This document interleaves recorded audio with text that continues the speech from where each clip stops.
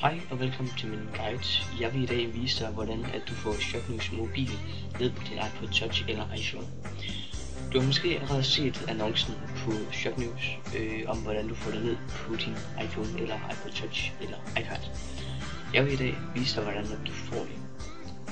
Det du gør, det er at du går ind på Safari på din iPod Touch eller iPhone. Så går du ind på linket til på Shopnews, som er mobile.shopnews.dk.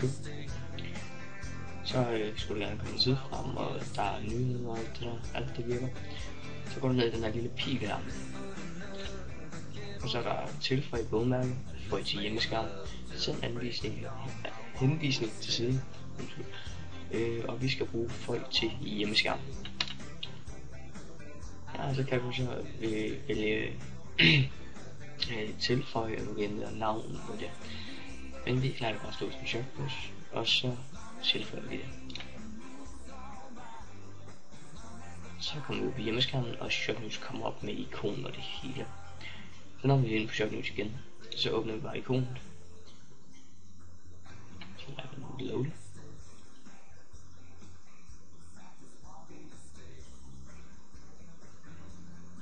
Det kan godt tage lidt tid første gang, eller de første par gange.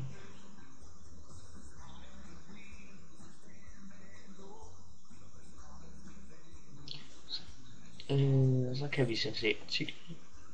Vi kan prøve at klikke på. Prøv det her. Nej.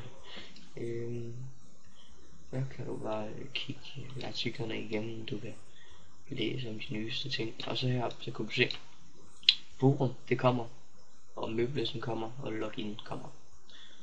Og det var lidt lang tid om at komme. Men så kan du læse artiklerne på Shopnews, og det